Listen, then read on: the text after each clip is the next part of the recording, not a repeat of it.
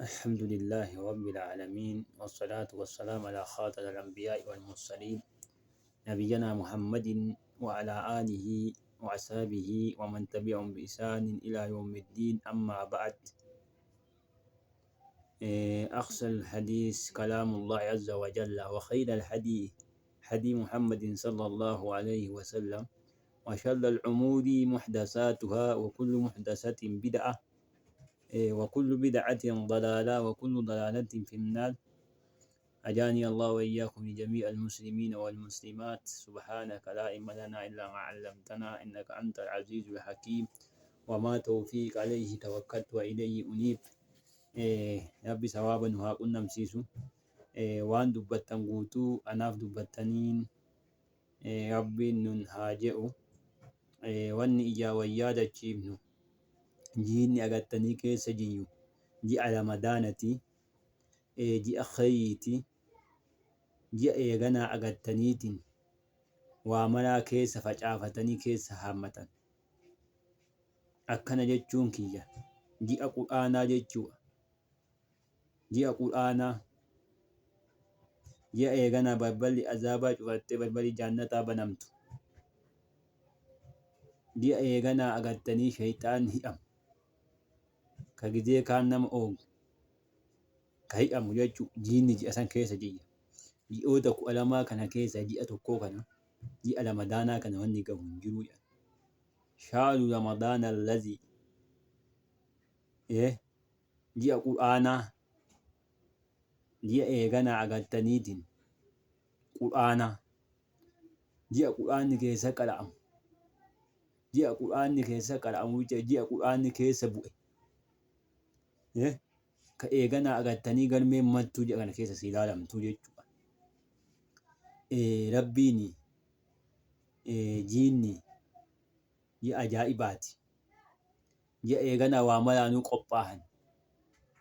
Ji'a gizema inni awwala sha'baan allaa seenu sanii qalbii ufiyyee qulqulleessanii waan maraa qulqulleessan ji'a ramadaanaa jechuun ji'a akkanaa keessa jiyyaa. Baga ittiin isin gahee isiniin jenna isin maraayyuu. Ji'a ramadaanaa eeganaa baga ittiin isin gahee. Walla eeganaa agartanii waggaa waggaa deebi'ee soomu Rabbi nu haa taasisu.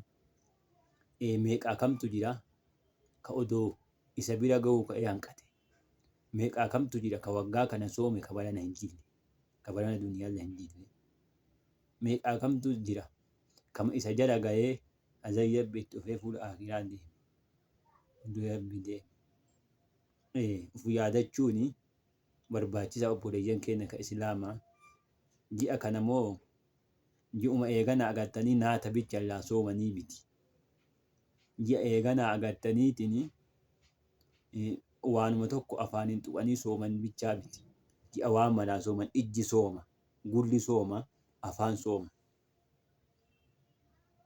malee ji'uma eeganaa agartaniitiin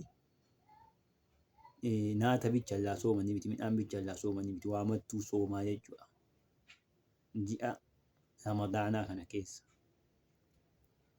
Ramadaana moo qophii isaa dabarsanii jechuun shorbaa fi saambusaan dabarsuu biti. Shorbaa fi saambusaan dabarsuu biti. Wanni ramadaana dabarsaniin zikiriin qur'aanani. Qur'aana isa keessa buusan. Qara'anii buusanii iyya deebi'anii namni Rabbi laaffisee fi itti jabaatee qur'aana qara'ee akka eeganaa agartanii ji'a tana keessa khayrii jechuudha. Qur'aana qara'ee jechuudha. Maa guyyaatti yeroo kiishan qara'uu hin dandeenye akka dandeessutti qara'uu danda'u. Ka Rabbi fursaa kennee fi jiinni ji'a qur'aana dabarsanii jechuudha. Nama ji'a kana keessa milkaa'u Rabbi nu haa taasisu. Nama ji'a kana keessa waan jiinni kun qabu, khayrii jiinni kun qabu argatu Rabbi nu haa taasisu. Wallaahi billahi nama khayrii jiinni kun qabu argatu, ji'a ramadaanaa kun qabu argatu Rabbi nu haa taasisu. Wallaahi billahi nagaa Rabbi nu haa deddeebisu inshaa Allahu. Walitti deddeebinaa isiniin jenna. Assalaamu alaikum wa rahmatullahi wa barakaatuh.